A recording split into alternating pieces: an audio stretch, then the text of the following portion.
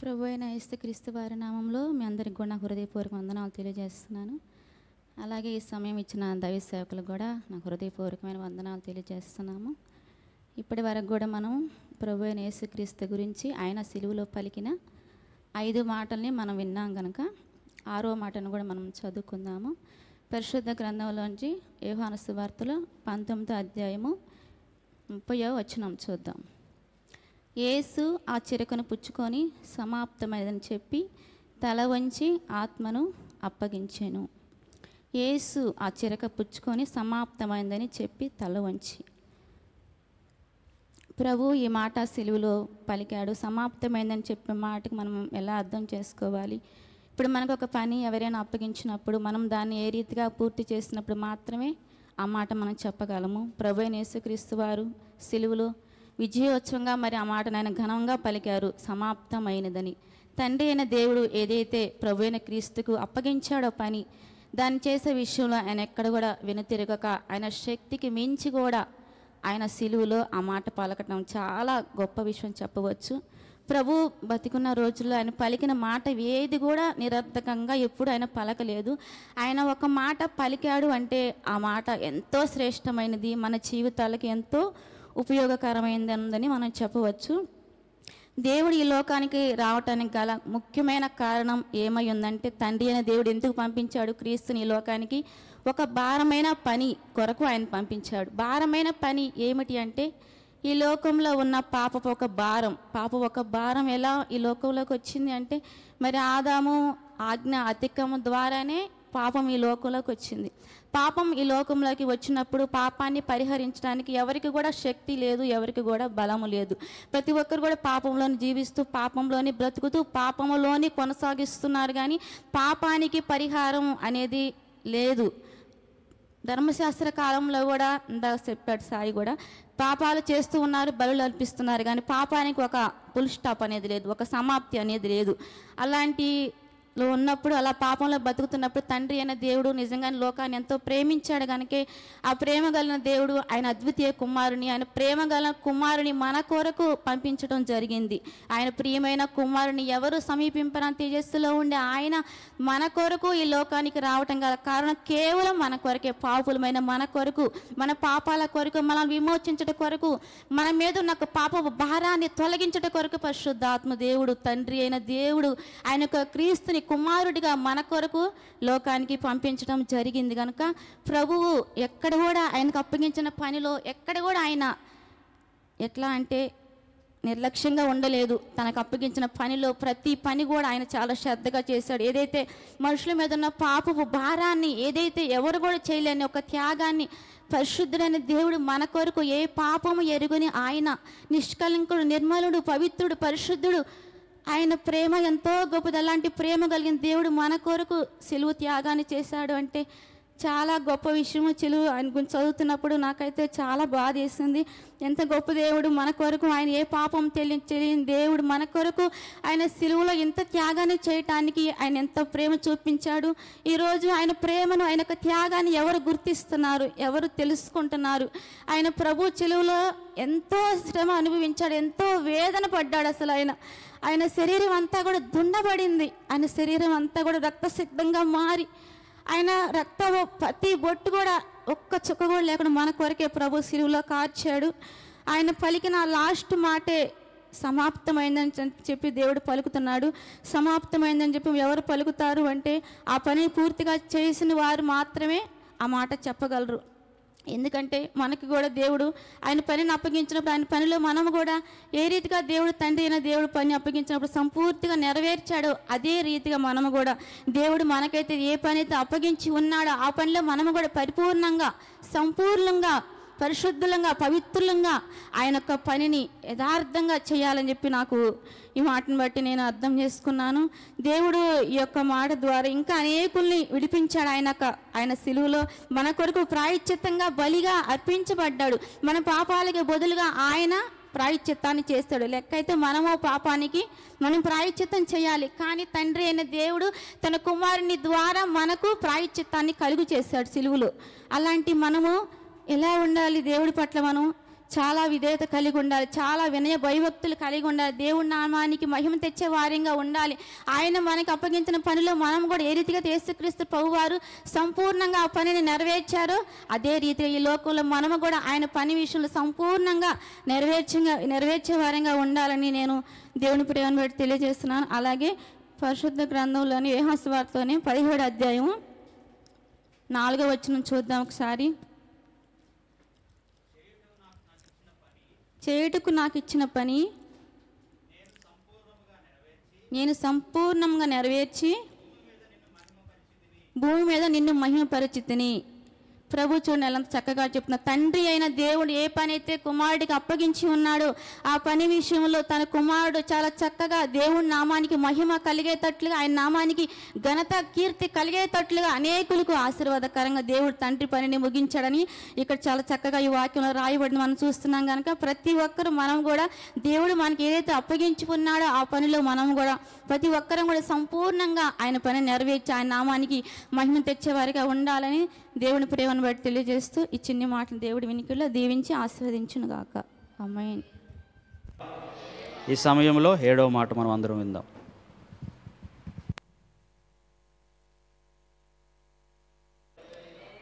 మీ అందరికీ good Friday శుభాకాంక్షలు తెలియజేస్తా ఉన్నాను.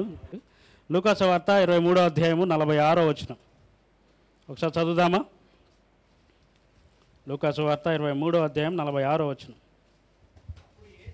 అప్పుడు యేసు గొప్ప శబ్దముతో కేకవేసి, తండ్రి, నీ చేతికి నా ఆత్మను అప్పగించుకొనుచున్నానెను. ఆయన ఈలాగు చెప్పి ప్రాణము విడిచెను.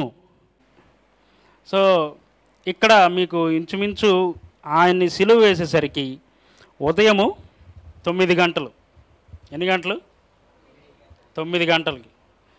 కాబట్టి అలాగే సిలువలో 7వ మాట పలికే సమయానికి, లేదా ఆయన 7వ మాట పలికి తన ఆత్మను అప్పగించే సమయానికి 3 గంటలు, మధ్యాహ్నం మొదలుకొని 3 గంటలు అని ఉంది. కాబట్టి 3 గంటలకు ఇక్కడ యేసుక్రీస్తు ప్రభు వారిని సిలువ వేసినట్టుగా మనం గమనిస్తాం. మార్కు సువార్త 15వ అధ్యాయము 25వ వచనంలో నేను ఒకసారి చూస్తున్నాను. ఆయనను సిలువ వేసినప్పుడు పగలు 9 గంటలు ఆయను. ఎన్ని గంటలైంది? పగలు 9 గంటలు. దీన్ని యాక్చువల్గా మనకి లిటరల్ ట్రాన్స్లేషన్లో మనకి ట్రాన్స్లేషన్ ఆల్రెడీ చేశారు కాబట్టి 9 గంటలని వచ్చింది. మామూలుగా మీరు ఓల్డ్ వర్షన్స్ చదివితే ఉదయం ఇంచుమించు 3 గంటలు అప్పుడు అని ఉంటుంది. ఉదయం 3 గంటలంటే వాళ్ళకి ఉదయం 6 గంటల నుంచి స్టార్ట్ అవుతుంది కాబట్టి, మనది 12 కాబట్టి 12 నుంచి 6 గంటలు లేదా 9 గంటలు అదవుతుందండి. సో కాబట్టి 9ంటికి వాళ్ళకి అక్కడ ఒరిజినల్ ట్రాన్స్లేషన్లో ఒరిజినల్ గ్రీక్ బైబిల్లో ఏముంటుందంటే అది 3 గంటలకు, అంటే 6 నుంచి 3 గంటలకు, అంటే 6 నుంచి 3 గంటలు అంటే 9 గంటలకు సిలువ వేశారు. 9 నుంచి ఎన్ని గంటల వరకు ఉన్నారు ఆయన సిలువ మీద? మధ్యాహ్నం 3 గంటల వరకు, అంటే 6 అవర్స్ ఉన్నారు, 6 గంటలు ఉన్నారు. అలాగే 9 నుంచి ఇంచుమించు 12 గంటల వరకు 4 మాటలు పలికారు. ఎన్ని మాటలు? 4 మాటలు. ఇంకెన్ని మాటలు ఉన్నాయి? 3 మాటలు ఉన్నాయి. ఆ 3 మాటలు పలకడానికి కూడా ఆ 3 మాటలు పలికింది ఇంచుమించు ఒక 10 to 15 మినిట్స్, అంతే, 10 నుంచి 15 నిమిషాలు. ఫస్ట్ 4 మాటలేమో 9 నుంచి 3 గంటలు, అంటే 12 గంటల వరకు పలికితే మిగతా 3 మాటలు వచ్చేసరికి ఇంచుమించు ఒక పావు గంట లేకపోతే అరగంట, ఎగ్జాక్ట్ టైం అయితే ఇవ్వబడలేదు లేఖనాల్లో, కానీ వెంటనే పలికినట్టుగా మనము చూస్తాం. ఆ 12 నుంచి 3 వరకు ఏం జరిగింది అని అంటే అక్కడ చీకటి కమ్ముకున్నది. మీకు ఎందుకు ఈ బ్యాక్గ్రౌండ్ అంతా చెప్తున్నానంటే, అసలు ఆయన ఎన్ని గంటలు ఆయన శ్రమ పడ్డాడు అనేది మనం అర్థం చేసుకోవాలి. రెండోది, అరుణ్ చెప్పాడు కదా, ముందు రోజు నైట్ గురువారం సాయంత్రం వారు పస్కా పశువును భుజించిన తరువాత వారు ఒలీవల కొండకు వెళ్ళడం, ఒలీవల కొండల దగ్గరికి వెళ్ళినప్పుడు ఆయన గెత్సెమనే తోటలో ప్రార్థన చేసుకోవటం, అక్కడ 3 మారు ప్రార్థన చేసిన తర్వాత ఈ గిన్నె నా యొద్ద నుండి వీలైతే తొలగించుము ప్రభువా తండ్రి అని ప్రార్థన చేయటం, ప్రార్థన చేసిన తర్వాత అక్కడ శిష్యులు నిద్రపోతూ ఉంటారు. ఆయన ఒకసారి వెళ్ళి ప్రార్థన చేయటం, శిష్యుల్ని నిద్ర లేపటం, మళ్ళీ వెళ్ళి ప్రార్థన చేయడం, అలా ముమ్మారు ఆయన ప్రార్థన చేస్తాడు. ఇంకా మూడోసారి అయిపోయిన తర్వాత ఇంకా వెళ్దాం రండి, దేవుడు నాకు సమాధానం ఇవ్వట్లేదు, ఆయన ఖచ్చితంగా దీన్ని మరణం నుండే నేను వెళ్ళాలి అనే నిశ్చయితకు వచ్చి ఇంకా వెళ్దాం రండి అన్నప్పుడు అప్పుడు వస్తాడు ఎవరు? ఇస్కరియోతు యూదా. సిలువ వేయటానికి, తనను సిలువకు అప్పగించడానికి రానవ వారిని అంటే సైనికులను తీసుకొని వచ్చి ఆయన అక్కడ బంధించినట్టుగా మనం లేఖనాల్లో చూస్తాం. బంధించిన తర్వాత ఆయనకు అన్యాయపు తీర్పులు 6 జరుగుతాయి. ఎన్ని జరుగుతాయి? 6. ఇందాక చెప్పాడు కదా ఆల్రెడీ. సో నేను మళ్ళీ దాని గురించి పూర్తిగా ఎక్స్ప్లెయిన్ చెయ్యను. కాబట్టి ముందు అన్నా కయప ప్రధాన యాజకుల దగ్గరికి తీసుకెళ్తాం. తర్వాత అక్కడి నుంచి గలిలే పిలాతు దగ్గరికి వెళ్తారు. ఎందుకంటే వాళ్ళకు అప్పుడు పరిపాలిస్తుంది రోమన్ పరిపాలకులు. ఇట్లాగా లోకల్లో వచ్చేసరికి యూదుల పరిపాలన కూడా ఉంది. యూదులకు వచ్చేసరికి ఏమో హేరోదు, గలిలే ప్రాంతానికి చెందినవాడు కాబట్టి వాళ్ళకి ఆ ప్రావిన్స్ అంతా ఎవరికి చెందుతుందంటే హేరోదుకు చెందుతుంది. కాబట్టి మధ్యలో ఆయన గుర్తొచ్చింది అనమాట, పిలాతు గారికి గుర్తొచ్చి ఆయన పంపిస్తాడు హేరోదు దగ్గరికి. ఓకేనా? అంటే అట్లా అర్ధరాత్రి ఏమో అప్పుడు యాక్చువల్గా సన్హెడ్రిన్ సభ యొక్క లెక్కల ప్రకారం, రూల్స్ ప్రకారం అర్ధరాత్రి తీర్పు తీర్చకూడదు. అర్థమవుతుందా?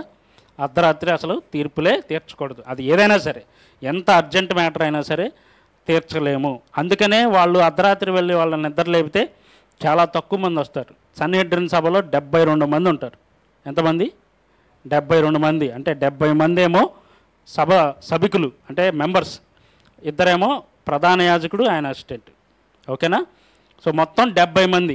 పాత నిబంధనలో మోషే ద్వారా దేవుడు 70 మందిని ఏర్పాటు చేసుకొని పంపించాడు కదా, అలాగా అక్కడ నుంచి మా క్రమం వచ్చిందని చెప్పేసి వాళ్ళు సన్హెడ్రిన్ సభ అని పెట్టుకున్నారనమాట. అందులో తీర్పులు కానీ ఇవన్నీ కూడా disputes, local civil court cases కానీ అవన్నీ కూడా వాళ్ళు అక్కడ తీరుస్తారు. అయితే ఇది అన్యాయపు తీర్పు అని ఎందుకు అంటున్నామంటే అందరూ లేకపోవటం. రెండోది అర్ధరాత్రి అప్పటికప్పుడు ఏదో అర్జెంట్ మ్యాటర్ లాగా తీసుకొని ఆయనకి రావడం. తర్వాత ప్రతి ఒక్కళ్ళు కూడా మీ 6 తీర్పుల్లో మీరు చదివితే, లేఖనాలు మీరు ఒకసారి ధ్యానిస్తే ప్రతి ఒక్కళ్ళు ఏమంటారు? ఆయన నీతిమంతుడు, ఆయనలో ఏ దోషము కనబడతలేదు. ఇప్పుడు సర్వసాధారణంగా మీరో నేనో ఏదన్నా తప్పు చేసి కోర్టు దగ్గరికి వెళ్ళామనుకోండి, వాళ్ళు ఏమంటారు? నిర్దోషం అంటే వదిలేస్తారు. కానీ నిర్దోషం చెప్పి శిక్షేస్తారా? నువ్వు నిర్దోషమే కానీ ఇంత ఫైన్ కట్టంటారా? అంటారు కదా. మీరు ఇలా తప్పు చేశారు కాబట్టి ఇంత ఫైన్ కట్టమంటారు. అది న్యాయం. అన్యాయం ఎందుకు? నీవు నిర్దోషివి కానీ నేను సిలువేయాలి. నీవు నిర్దోషివి, మాకు మీలో ఏ దోషము కనబడట్లేదు, అయినా నిన్ను సిలువకు అప్పగిస్తుంది. అలాగా పిలాతు కూడా చాలా ప్రయత్నించాడు వాళ్ళ ఆవిడ చెప్పడాన్ని బట్టి, ఇదంతా చేయడాన్ని బట్టి.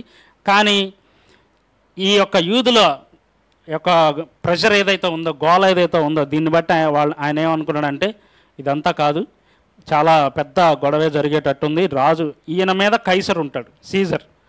కైసర్ అనేది చక్రవర్తి, ఆ రాజ్యం మొత్తానికి చక్రవర్తి కైసర్. కాబట్టి ఈయన ఏదన్నా తప్పు చేస్తే ఈయన మీద కంప్లైంట్ లాగా అక్కడికి వెళ్తుంది. కాబట్టి ఆయన ఏం చేశాడంటే, నా తప్పైతే ఏదీ లేదు అని చేతులు కడిగేసుకొని, నాలో ఈ దోషము ఈ పాపము నా మీదకు రాకుండా ఉండాలని చెప్పి దానికి సాదృశ్యంగా ఆయన చేతులు కడుక్కొని యూదులకి అప్పగించేస్తాడు. మీ ఇష్టం, మీరు ఏం కావాలంటే అది చేసుకోండి. ఆయన పని ఏంటి? మీరు అన్నారు కాబట్టి ఇదేదో మతపరమైన యొక్క విషయం కాబట్టి 39 కొరడా దెబ్బలు కొట్టిస్తారు. తర్వాత మీరు ఇక్కడ నుంచి తీసుకెళ్ళిపోండి, ఆయన మీ ఇష్టం వచ్చినట్టు చేసుకోమని చెప్తాడు. అప్పటికి వాళ్ళు ప్రెషర్ పెడతా ఉంటే బరబ్బాని విడుదల చేస్తాడు. మామూలుగా ఆ పండగ వచ్చేటప్పుడు, పస్కా పండుగ వచ్చేటప్పుడు ఒక ఖైదీని విడుదల చేయడం అక్కడ వాడుకట ఆ సమయాల్లో. కాబట్టి మీకు బరబ్బా కావాలా, యేసుక్రీస్తు కావాలా అంటే మాకు బరబ్బానే కావాలన్నారు. అంటే బందిపోటు దొంగ కావాలా, మీరు యూదుల రాజు అని చెప్పుకుంటున్నటువంటి ఆయన కావాలా అంటే నాకు బందిపోటు దొంగే కావాలనుకున్నారు. అది యూదుల యొక్క జ్ఞానం. ఇంకా చెప్పాలంటే మీకు మట్టలాదివారంలో మీరు చూసినట్లయితే ట్రయంఫల్ ఎంట్రీ అంటారు. అంటే ఒక గొప్ప విజయోత్సపు ర్యాలీ.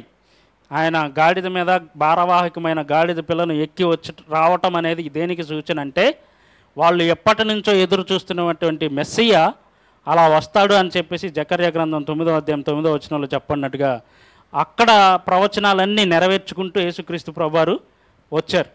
ఇంకా అక్కడ ఉన్న వాళ్ళందరూ ఏమన్నారు? ఇదిగో యూదుల రాజు ఈయనే ప్రభు పేరిట వచ్చువాడు స్తుతినందునుగాక. అవునా కదా? ఇప్పుడు మీకు ఒక చిన్న క్వశ్చన్. హోసన్నా అంటే అర్థమైంది,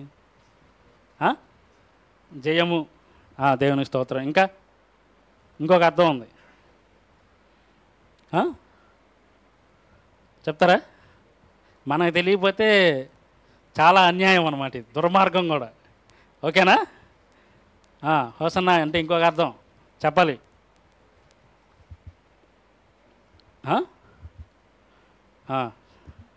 118వ కీర్తన 26వ వచనం.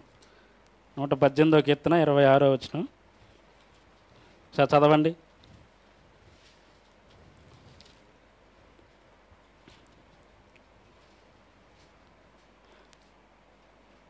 ఆ 25 నుంచి చదువుకుందాం.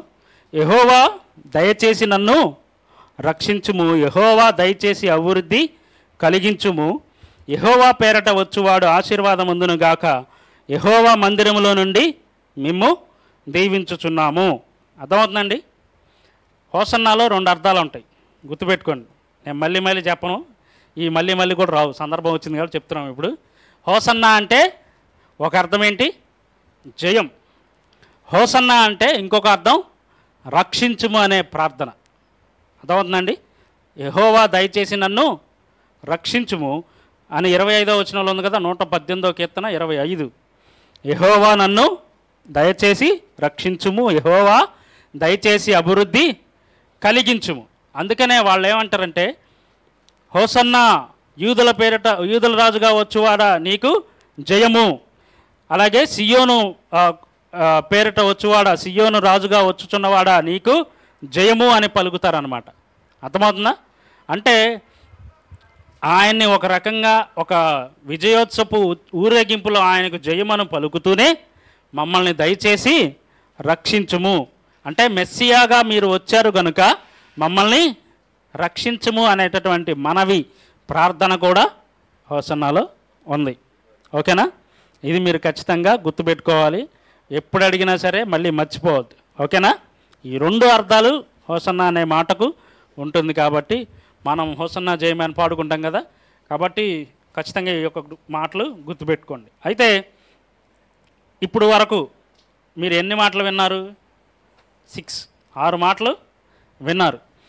ఇంకొకటి మనకి ప్రాముఖ్యంగా వచ్చింది ఏంటంటే, ఇది సమ్మరీలాగా చెప్పుకుంటే పోయినసారి కూడా చెప్పాం కాబట్టి, క్షమించుట అనేది మొదటి మాట, రెండవది పరదైసు, మూడవది ఏంది కుమారుడు లేదా బాధ్యత, నాలుగవది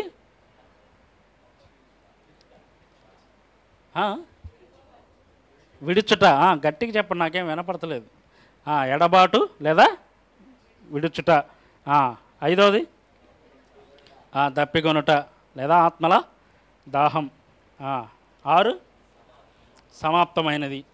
సో 7 ఆత్మను అప్పగించటం. కాబట్టి ఇక్కడ మనకి అర్థమయ్యే విషయం ఏంటంటే, తండ్రి మొదటి మాటలోనేమో తండ్రి వీరేమి చేయుచున్నారో వీరెరుగురు గనుక వీరిని క్షమించమన్నాడు.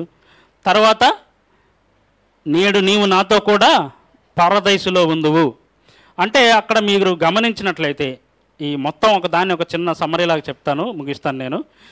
ఫస్ట్ మాటలోనేమో అక్కడ ఆయన్ని సిలువ వేసిన ప్రతి ఒక్కరి గురించి, అందులో రోమన్లు ఉన్నారు, యూదులు ఉన్నారు, కొంతమంది ప్రధాన యాజకులు వారి యొక్క శిష్యులు ఉన్నారు, అలాగే ఆ పస్కా పండుగ కోసం యెరూషలేము ప్రాంతానికి వచ్చిన చెదరిపోయిన యూదులు కూడా కొంతమంది అక్కడికి వచ్చారు.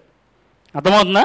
వాళ్ళందరూ ఎవరంటే, అధికారం కోసం లేదా తమ రాజ్యము తమ అధికారము కోల్పోతుందేమో ఈయన వస్తే, ఈయన గనక ఇంతమంది ఫాలోవర్స్ ఉన్నారు కాబట్టి రేపొద్దున మన అధికారం కూడా ఎక్కడైతే పోతుందేమో అనేటటువంటి ఈర్ష్యతో అసూయతో ఆయన సిలువకు అప్పగించినటువంటి వారినందరినీ కూడా క్షమించాడు. రెండో మాటలో తన్ను గురించి అప్పటి వరకు ఒక వ్యక్తి ఏమో నిందిస్తూ ఉన్నాడు, ఒక దొంగ, ఇంకొక దొంగ ఏమో అయ్యా నీ చిత్తమైతే నీ రాజ్యంలో నన్ను జ్ఞాపకం చేసుకోమన్నాడు. ఇప్పుడు అది అక్కడ యెహోవా దయచేసి నన్ను రక్షించుము అన్న ప్రార్థన ఆయన చేశాడా లేదా? అన్నాడా లేదా? దాన్ని యేసుక్రీస్తు ప్రభువారు క్షమించి నేడు నీవు నాతో కూడా పరదైసులో ఉంటావు అన్నాడు. అర్థమవుతుందా? అదేమో ప్రజలందరి కోసం చేసిన ప్రార్థన, రెండో మాట ఏమో కేవలం ఆ వ్యక్తి కోసం చేసిన ప్రార్థన, లేదా ఆ వ్యక్తిని ఆశీర్వదిస్తూ ఆ వ్యక్తికి ఒక భరోసా ఇస్తూ నిరీక్షణ కలిగేటట్టుగా అతనితో పలికినటువంటి మాట, లేదా అతని ప్రార్థనకు సమాధానంగా యేసుక్రీస్తు ప్రభువారు చెప్పారు. మూడవది తన బాధ్యత, తన వ్యక్తిగతంగా ఆయనకు ఒక తల్లిగా ఈ లోకములో ఇవ్వబడినటువంటి మరియ గారి యొక్క బాధ్యత ఆయనకు ఉంటుంది కాబట్టి కుమారుడిగా ఆయన తన బాధ్యతను నెరవేర్చాడు. నాలుగవ మాట ఆయనకు తండ్రితో ఉన్న సంబంధం. అసలు మీరు చూస్తే ఇదంతా కూడా ఆయన నుండే వస్తుందన్నమాట. కాబట్టి ఆయన పర్సనల్ వ్యక్తిగతమైన రిలేషన్షిప్లో నుంచి తండ్రిని అడుగుతాడు, తండ్రి నా దేవా నా దేవా నా చెయ్యి ఎందుకు విడిచావు. దీనికి ఇంకొక రకమైన ఉదాహరణగా లేకపోతే ఇంకొక రకమైనటువంటి విశ్లేషణ ఏంటంటే, అక్కడ తండ్రి అని పిలవడు, లేఖనం నెరవేరినట్లుగా నా దేవా నా దేవా నా చెయ్యి ఎందుకు విడిచావు అని అంటాడు. అంటే ఆ చెయ్యి విడిచేటటువంటి స్వభావం ఆయనకి ఎందుకు అనిపించింది నా చెయ్యి విడిచాడు అని అంటే, అక్కడ ఉన్నటువంటి మొత్తము కూడా చీకటి కమ్ముకుంది, ఆ ప్రాంతం అంతటా కూడా చీకటి కమ్ముకుంది. అదే రీతిగా ఆయనకు తండ్రి యొక్క ఏమంటారంటే తండ్రితో సమాధానము దొరుకుటలేదు. అదే రీతిగా ఆయన ఖచ్చితంగా మరణానికి అప్పగించబడుతున్నాడు అనేటటువంటి ఒక ఉద్దేశంతో ఆయన ఏమన్నారు, నా చెయ్యి ఎందుకు విడిచావు. మీకు నేను మరణం గురించి చెప్పేటప్పుడు చెప్పాను, ఆది కాండంలో నీవు దీన్ని తినుదినమున నిశ్చయముగా చచ్చిదవని ఆదాము అవ్వతో చెప్పినప్పుడు వాళ్ళు తినిన తర్వాత చనిపోయారా? ఏమయ్యారు? దేవుని సన్నిధిలో నుంచి వెలివేయబడ్డారు, త్రోసివేయబడ్డారు. అర్థమవుతుందా? అంటే ఆత్మీయంగా మరణం అంటే ఏంటి? ఎడబాటే, దేవుని సన్నిధిలో నుంచి దూరంగా వెళ్ళిపోవడమే ఆత్మీయ మరణం. అయితే శారీరక మరణం వచ్చేసరికి ఈ లోకంలో నుంచి మన యొక్క ప్రాణం అనేది, ఆత్మ అనేది విడిచి వెళ్ళిపోవడం. తర్వాత ఐదో మాటకు వచ్చేసరికి దప్పికొనుచున్నాను అన్నాడు. అది ఆల్రెడీ చెప్పారు. అంటే ఆయన ప్రజలందరి కోసం, ప్రజలందరి ఆత్మల రక్షణ కొరకు దాహం కలిగి ఉన్నాడు. అందుకనే మనం యోహాను సువార్త 4వ అధ్యాయంలో సమరయ స్త్రీతో మాట్లాడుతున్నప్పుడు వాళ్ళందరూ శిష్యులు భోజనం తేయడానికి వెళ్తారనమాట. అంటే ఆయన అంటాడు, మీరు భోజనం చేశారా అంటే చేశానంటారు. ఎవరన్నా తెచ్చారా ఏంటి శిష్యులు అనుకుంటూ ఉంటారు. అంటే ఆయన అంటాడు, అప్పటికేమైంది? సమరయ స్త్రీతో ఆయన చెప్పడం, అసలు నేను అసలైన జీవహారము లేదా జీవజల ఊటను నేనే.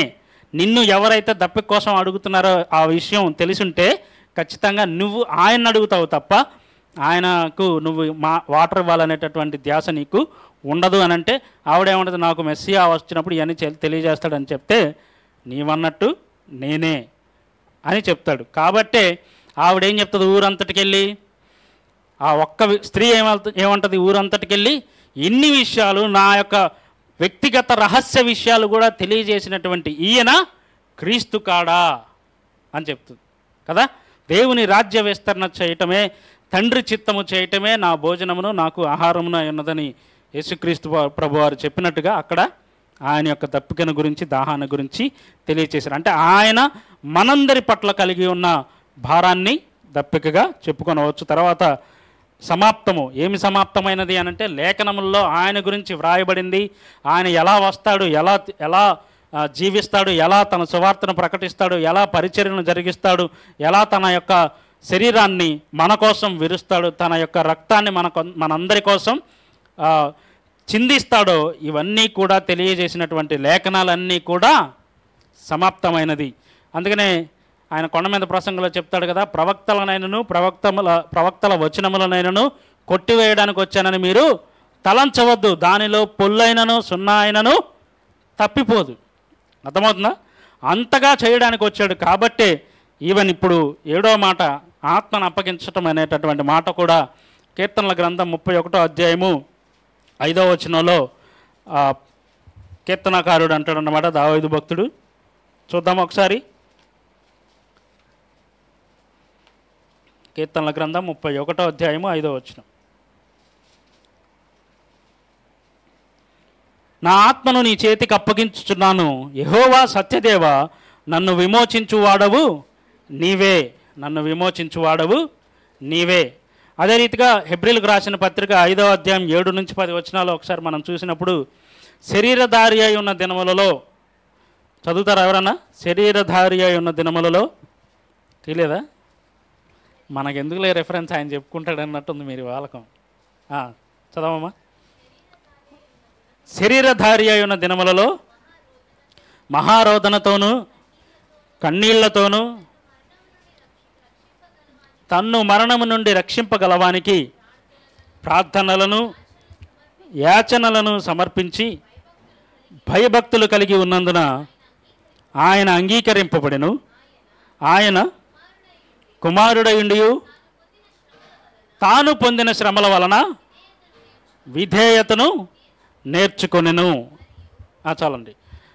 మరి ఇంతవరకు మనం చూసాం, ఇన్ని కొరడా దెబ్బలు కొట్టబడటము, ఆయన హింసించటము, మానసికంగాను శారీరకంగాను ఆయన కలుగు చేసినటువంటి ఈ యొక్క శ్రమలన్నిటి వలన ఆయన విధేయతను నేర్చుకున్నాడు. ఇంకా మనం చూసినప్పుడు అన్యాయపు తీర్పులు తీర్చేటప్పుడు అక్కడ ఉన్న ప్రధాన యాజకుని యొక్క శిష్యుడు కూడా ఆయన్ని కొడతాడనమాట. నేను ఏదైనా కాని మాట పలికిన ఎడల నువ్వెందుకు కొట్టావో చెప్పంటాడు యేసుక్రీస్తు ప్రభువారు. అలాగే కొంతమంది ఆయన మీద ఉమ్ము వేసి ఆయన్ని పిడిగుద్దులు గుద్దుతారు. కొంతమంది ఆయన కళ్ళు మూసి ఆయన కొట్టి నిన్ను ఎవరు కొట్టారో ప్రవచించమంటారు. అర్థమవుతుందా? అంతగా ఆయన్ను అవమానానికి గురి చేశారు. ఈవెన్ హేరోదు రాజు ఆయన దగ్గరికి వెళ్తే, హేరోదు రాజు దగ్గరికి వెళ్ళినప్పుడు ఆయన ఒక మంచి సన్నపు నార వస్త్రం వేసి, యూదుల రాజా నీకు శుభం అని చెప్పేసి ఆయన గేలి చేస్తాడు. కాబట్టి దాని గురించే లేఖనం నెరవేరునట్లుగా ఆయన ఆ యొక్క సన్నని నారపు వస్త్రాలనే చివర్లో ఆ యొక్క అంగీ కోసము చీట్లు వేసుకొని దాన్ని వాళ్ళు తీసుకుంటారనమాట, దాన్ని చించకుండా, ఎందుకంటే చాలా విలువైనది కాబట్టి. ఈ రకంగా యేసుక్రీస్తు ప్రభువారు చేసిన ప్రతిదీ కూడా లేఖనాల యొక్క నెరవేర్పు. అదే రీతిగా ఆయన ఈ లోకానికి ఏ పనినైతే చేయడానికి వచ్చాడో, తండ్రి తనకు అప్పగించినటువంటి బాధ్యతను నెరవేర్చడానికి ఈ లోకానికి వచ్చి విమోచన క్రయధనముగా మన కోసం తన్ను తానే సమర్పించుకొని ఆయన చివర చేసిన పని ఏంటంటే తన ఆత్మను దేవుడికి అప్పగించాడు. మనకి బాగా తెలిసిన వాక్యమే, మన్న అనేది వెనుకటి వలె తిరిగి మన్నైపోతుంది, కానీ ఆత్మ తను దయచేసిన దేవుని యొద్దకు వెళ్తుంది. అయితే ఆ ఆత్మని, మన ఆత్మని దేనికి అప్పగిస్తున్నాం? ఇక్కడ యేసుక్రీస్తు ప్రభువారేమో తండ్రికి అప్పగించారు. మన ఆత్మని ఎవరికి అప్పగిస్తున్నాం? ఈ రోజుల్లో మన ఆత్మకి కూడా కొన్ని ఆలోచనలు ఉంటాయి, కొన్ని కోరికలు ఉంటాయి. మనం శరీరానికి కొన్ని కోరికలు ఉంటాయి, ఆలోచనలు ఉంటాయి. అయితే ఆత్మీయంగా బ్రతికే మనందరికీ ఏమి తెలియాలి అని అంటే, ఆత్మకు ఉండేటటువంటి ఆ యొక్క దేవుణ్ణి తెలుసుకోవాలి, దేవుని విషయమైన జ్ఞానం తెలుసుకోవాలి అనేటటువంటి ఆ దాహాన్ని, ఆ దప్పికని తీర్చడానికి మనము ప్రయత్నం చేయాలి.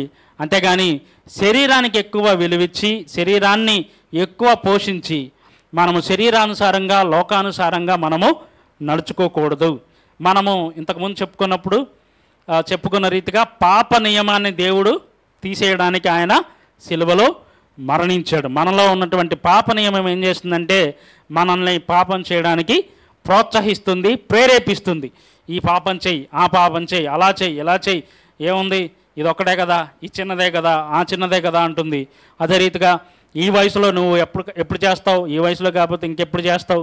అలాగే మన జీవితంలో వాళ్ళందరూ బాగానే ఉన్నారు కదా, చేయకపోయినా, భక్తిగా ఉండకపోయినా, ఆత్మీయంగా ఉండకపోయినా బాగానే ఉన్నారు కదా అనేటటువంటి మాటలు మనకు అన్ని తెలియజేస్తూ మనల్ని ఎలాగంటే తప్పుడు ద్రోవలోనికి నడిపిస్తుంది. కాబట్టే ఇస్కరియోతు యూదాకి మనం సర్వసాధారణంగా మనం చెప్పేది ఏంటంటే 30 వెండి నాణాలకు అమ్మాడు, 30 వెండి నాణాలకు అమ్మాడని.